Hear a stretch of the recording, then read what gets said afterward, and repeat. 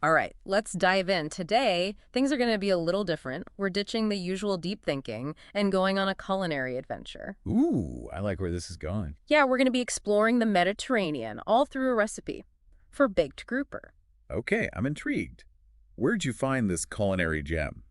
So, I stumbled across this episode transcript from the Fork and Fry podcast, and it got me thinking. Fork and fry, huh? Yeah. Sounds delicious already. So what makes this grouper recipe so special? Well, the transcript highlights grouper as like the star. They talk about it being mild and flaky, the perfect canvas for all those bold Mediterranean flavors. It's fascinating how a simple recipe can be a window into a whole culture. We're not just talking about ingredients, we're talking history, traditions, all coming together on a plate. Right. And I've never actually cooked with grouper before, so I'm curious to see how it handles all those spices and herbs. Ah, yes. The magic of flavor pairing. It's all about how different ingredients interact chemically to create something greater than the sum of their parts, like a symphony for your taste buds. So there's actual science behind it, huh? It's not just about randomly throwing things together. Exactly. And grouper, with its neutral flavors like a blank canvas, it allows those vibrant Mediterranean flavors to really shine through. That makes sense.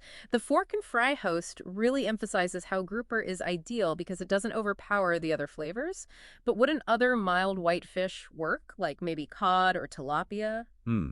While cod or tilapia can be delicious in their own right, they don't quite have that same delicate flakiness, and that flakiness is key here for soaking up the marinade and getting that melt-in-your-mouth texture. So it's not just about being mild, it's about the texture too. Exactly. You want something that will really absorb those flavors. Yeah. Now, speaking of flavors, this recipe calls for a whole medley of spices.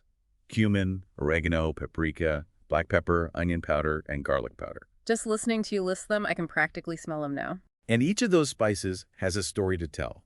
Take cumin, for instance.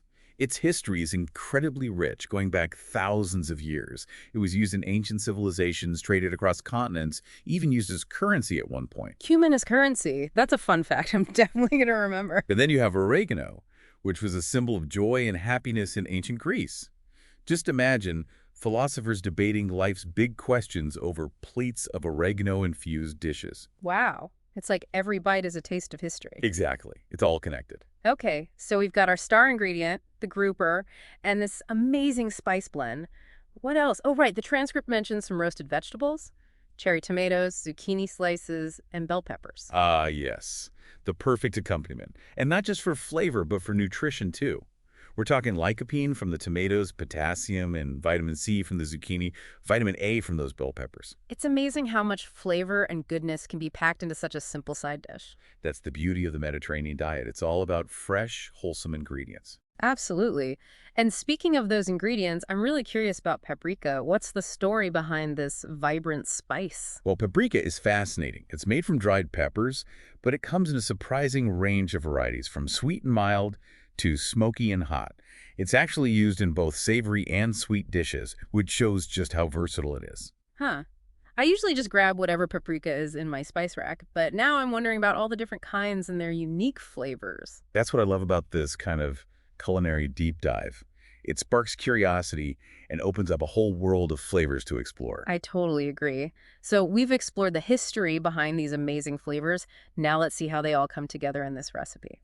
Okay, so the Fork and Fry podcast, they really emphasize how quick and easy this recipe is. Perfect for a weeknight meal, right? Absolutely. And it's a great way to introduce those vibrant Mediterranean flavors into your routine. They do walk through the steps, Yeah. but I'd love to get your take on it. Like, what are the key things to keep in mind when baking fish? Well, baking fish might seem straightforward, but there are definitely a few nuances that can really make a difference. It all starts with understanding the science behind it. Okay, so like what's actually happening in the oven? As the heat penetrates the fish, the proteins in the flesh start to coagulate, which is what gives it that firm, cooked texture. At the same time, moisture evaporates, concentrating the flavors and creating that amazing aroma that fills your kitchen. Ah, yes, that delicious aroma. So it's a balance between heat, moisture, and those proteins. Makes sense. Now, the Fork and Fry episode suggests baking the grouper for like 18 to 20 minutes at 375 degrees Fahrenheit. Is that a general rule for most fish, or does it vary? It's a good starting point for grouper, but it can definitely vary. A thin fillet like sole might only need 10 to 12 minutes, while something thicker like salmon could take 20 to 25. So how do you know for sure when it's done?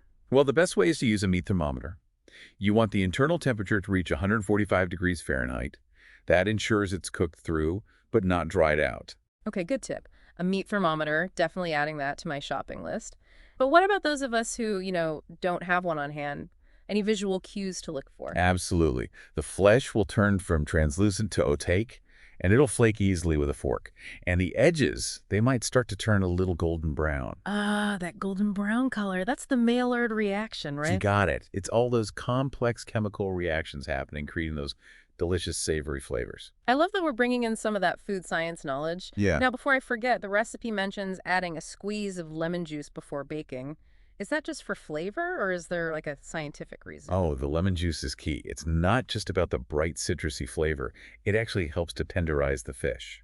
The citric acid in the lemon juice denatures the proteins, making them more susceptible to the marinade and the flavors. Wow, so it's a double whammy, flavor and function. It's amazing how every little detail in a recipe can have such a big impact.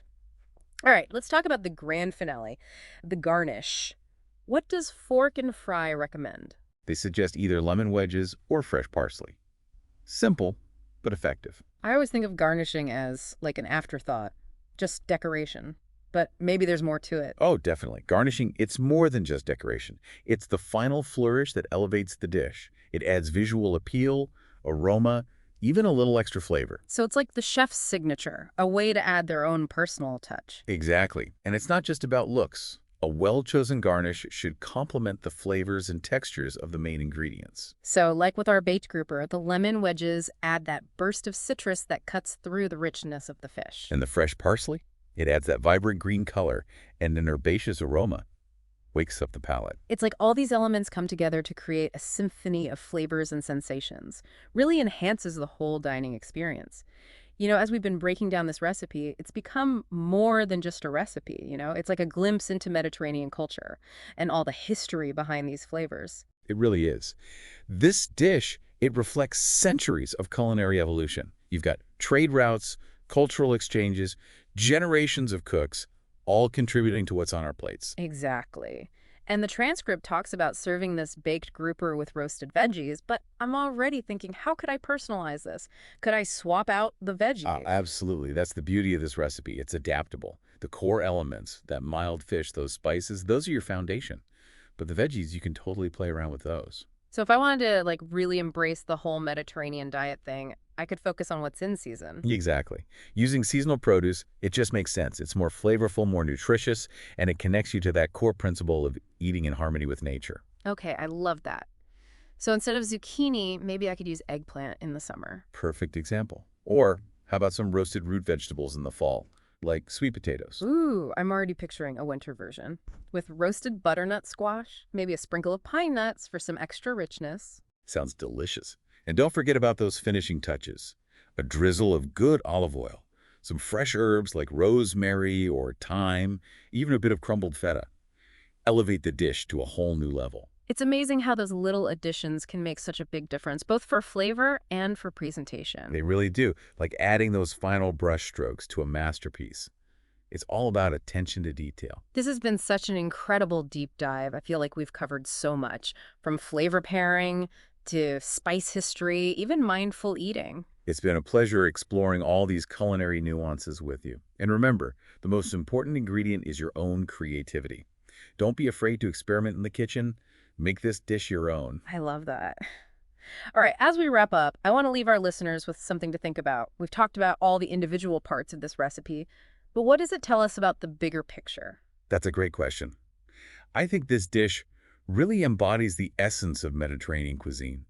Simplicity, freshness, respect for the ingredients. It's all about letting those natural flavors shine through. It's about connecting with our food, understanding where it comes from, appreciating the craft of turning simple ingredients into something delicious and nourishing. Beautifully said. So, to our listeners, I encourage you to take this recipe as inspiration, to explore, to experiment, to savor the joy of cooking. Well said. Thank you so much for joining us on this flavorful journey. We hope you've learned something new, gained a new appreciation for Mediterranean cuisine, and maybe even feel inspired to get creative in your own kitchens. Until next time, happy cooking, everyone.